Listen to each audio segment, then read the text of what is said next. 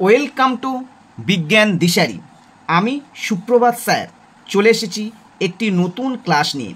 আজকের বিষয় মাধ্যমিক 2026 জীবন বিজ্ঞানের বংশগতি চ্যাপ্টার উপর আরও কিছু সাজেস্টিভ এমসিকিউ টাইপের প্রশ্ন উত্তর। দুরকম গ্যামেট দিতে পারে, আইদার এক্স অথবা ওয়াই, এই দুই রকম গ্যামেট দেবে, কিন্তু মাতার কেবলমাত্র এক্স গ্যামেট দেবে। তাহলে ফার্টিলাইজের সময় যদি এক্সের সঙ্গে এক্স মিলিত হয় এক্স এক্স, তাহলে সেটা হবে কন্যা সন্তান। আর যদি ওয়াইয়ের সঙ্গে এক্স মিলিত হয় তাহলে হবে এক্স, ওয়াই, সেক্ষেত্রে হবে পুত্র সন্তান। সুতরাং কন্যা হবে কি পুত্র হবে সেটা সম্পূর্ণ পিতার ক্রোমোজোমের উপরে নির্ভর করে, তাই লিঙ্গ নির্ধারণে পিতার ভূমিকাই প্রধান গুরুত্বপূর্ণ। পরের প্রশ্ন 2 নাম্বার, সন্ধ্যা মালতীর লাল ও সাদা ফুলের F2 জনুর শেষে কত প্রকারের জিনোটাইপ পাওয়া যায়? অপশান এ 1 প্রকার, অপশান বি 2 প্রকার, অপশান সি 3 প্রকার, অপশান ডি 4 প্রকার। এখানে উত্তর হবে অপশান সি 3 প্রকার। সেই 3 প্রকার কি কি হবে? বড় হাতের আর, বড় হাতের আর, বড় হাতের আর, ছোট হাতের আর, আর ছোট হাতের আর, ছোট হাতের, এই 3 প্রকার গ্যামেট উৎপন্ন হবে। বড় হাতের আর মানে কি? বিশুদ্ধ লাল। বড় হাতের আর ছোট হাতের আর মানে কি? হবে গোলাপি। আর ছোট হাতের আর ছোট হাতের আর মানে বিশুদ্ধ সাদা। এই 3 প্রকার গ্যামেট উৎপন্ন হবে, অর্থাৎ অপশান সি 3 প্রকার। নেক্সট 3-এর দাগে প্রশ্ন, অসম্পূর্ণ প্রকটতার ক্ষেত্রে সংকর জননের F2 জনুতে জিনোটাইপ ও ফিনোটাইপ অনুপাত কোনটি? Option A 2:1:1, option B 1:1:1, option C 1:2:1, option D 1:2:2। এখানে উত্তর হবে অপশান সি 1:2:1। এটা মাধ্যমিক 2023 সালে পড়েছিল। এই সঙ্গে জেনে রাখতে হবে যে জিনোটাইপ অসম্পূর্ণ প্রকটতার ক্ষেত্রে জিনোটাইপ ও ফিনোটাইপের অনুপাত একই হয়। 4 নম্বর প্রশ্ন,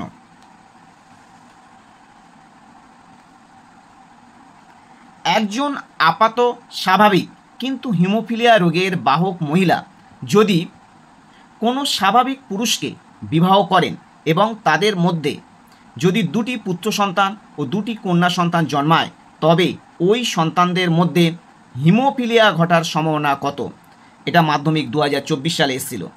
অপশান এ 100% পুত্র হিমোফিলিক ও 0% কন্যা হিমোফিলিক, অপশান বি 50% পুত্র হিমোফিলিক ও 50% কন্যা হিমোফিলিক, অপশান সি 0% পুত্র হিমোফিলিক ও 50% কন্যা হিমোফিলিক, অপশান ডি 50% পুত্র হিমোফিলিক ও 50% আপাত স্বাভাবিক বাহক কন্যা। এই উত্তরটা করার জন্য আমাদের একটা বোর্ডের চেকার বোর্ডের মাধ্যমে বা ছকের মাধ্যমে এটা দেখাতে হবে। এখন এই প্রসঙ্গে জানতে হবে হিমোফিলিয়া রোগটি এক্স ক্রোমোজোম বাহিত রোগ। তো হিমোফিলিয়া রোগ ক্ষেত্রে এই উত্তর করার জন্য যে ছকটা দেখাবো সেই ছকটা দেখে নাও ভালো করে। হিমোফিলিয়া রোগ এক্স ক্রোমোজোম বাহিত রোগ, তাহলে এখানে স্বাভাবিক কিন্তু হিমোফিলিয়া রোগের বাহক মহিলা বলেছে। তাহলে বাহক মহিলার ক্ষেত্রে আমরা তাদের সেক্স ক্রোমোজোম কীভাবে দেখাবো? এক্স এইচ, এক্স ছোটো হাতের এইচ। এই ছোটো হাতের এইচ হলো হিমোফিলিয়া রোগের বাহকের জিন। হিমোফিলিয়া যে রোগ সেই রোগের বাহককে ছোটো হাতের এইচ দিয়ে নির্দেশ করা হয়। এটা হলো মাতার হিমোফিলিয়ার বাহক। আর হিমোফিলিয়া রোগের বাহক যদি মাতা হয়, এখানে পিতার ক্ষেত্রে কি বলেছে? পিতার ক্ষেত্রে স্বাভাবিক পুরুষ। তাহলে পিতার ক্ষেত্রে স্বাভাবিক পুরুষ হলে তাহলে এক্স বড় হাতের এইচ আর ওয়াই। তাহলে এ কত রকমের গ্যামেট দেবে? 2 রকমের গ্যামেট দেবে। এটা এখান থেকে এক্স বড় হাতের এইচ, এক্স ছোটো হাতের এইচ, এটা কত রকমের গ্যামেট দেবে? এক্স বড় হাতের এইচ আর ওয়াই। তাহলে এই এক্স এইচের সঙ্গে এক্স এইচ মিললে এক্স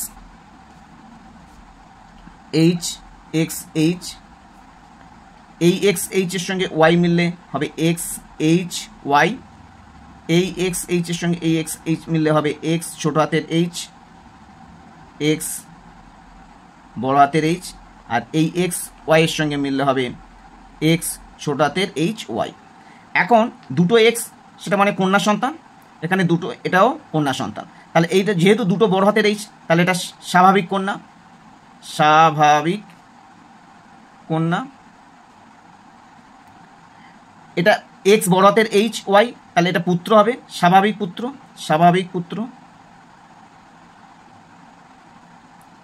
এটা এক্স ছোট হাতের এইচ, ছোট হাত এক্স বড় হাতের এইচ, তাহলে এটা কন্যা হবে, কিন্তু বাহক কন্যা, বাহক কন্যা।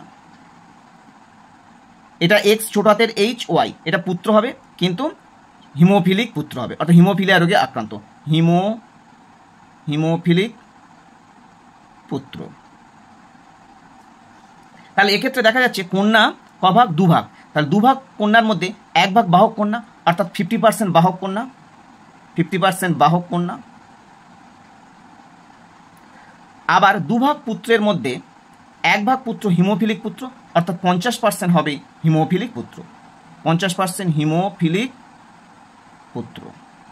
তাহলে অপশানগুলো আমরা যদি দেখি, তাহলে অপশান ডি একমাত্র হবে, যেখানে 50% হিমোফিলিক পুত্র ও 50% স্বাভাবিক বাহক কন্যা, 50% বাহক কন্যা ও 50% হিমোফিলিক পুত্র। সুতরাং উত্তর হবে অপশান ডি, 50% পুত্র হিমোফিলিক ও 50% স্বাভাবিক বাহক কন্যা।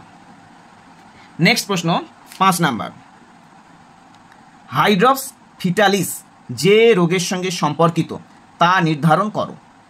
Option A haemophilia, option B protanopia, option C thalassaemia, option D deuteranopia. এখানে উত্তর হবে option C thalassaemia. Alpha thalassaemia, alpha thalassaemia, alpha thalassaemia যখন মেজর হবে তখন তাকে আমরা বলবো হাইড্রপস ফিটালিস। সুতরাং এখানে উত্তর হবে অপশান সি থ্যালাসেমিয়া। 6 নম্বর প্রশ্ন, বর্ণান্ধ মহিলার কন্যা সন্তান বর্ণান্ধ হবে যদি পুরুষ বর্ণান্ধ হয়, যদি পুরুষ স্বাভাবিক হয়, যদি পুরুষ বাহক হয়, যদি সবকটি, অপশান সবকটি। তাহলে এখানে উত্তর হবে অপশান এ পুরুষ বর্ণান্ধ। 7 নম্বর প্রশ্ন, নিচের কোনটি উভয় লোকাসের জন্য হেটারোজাইগাস?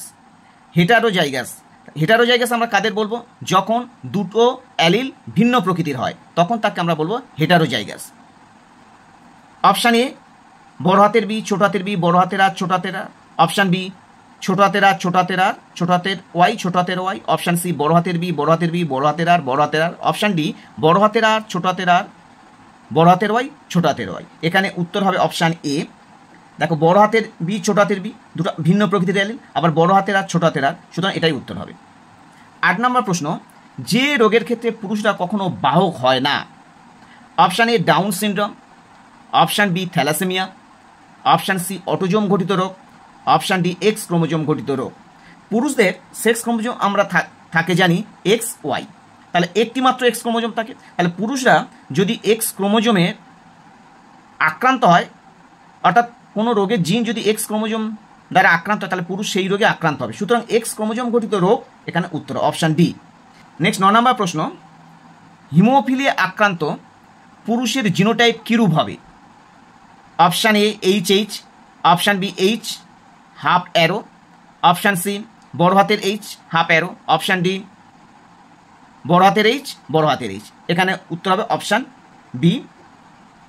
নেক্সট 10 নম্বর প্রশ্ন, হোলান্ড্রিক জিন অবস্থান করে এক্স ক্রোমোজোমে, অপশান বি ওয়াই ক্রোমোজোমে, অপশান সি অটোজোমে, অপশান ডি কোনটি নয়। উত্তর হবে option B Y chromosome. Y chromosome holandric gene অবস্থান করে, এটা একমাত্র পুরুষদের থাকে।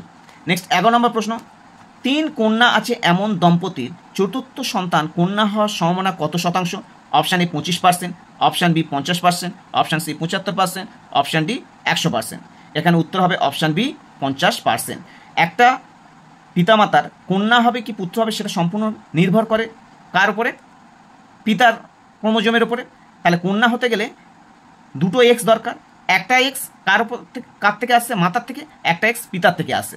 সুতরাং পিতা যেহেতু একটা এক্স একটা ওয়াই থাকে, তাহলে যদি এক্স ক্রোমোজোম মিলিত হয় তাহলে কন্যা হবে, যদি ওয়াই মিলিত হয় তাহলে পুত্র হবে। সুতরাং অর্ধেক অর্ধেক, তাই এখানে উত্তর হবে 50%। আজ এই পর্যন্ত।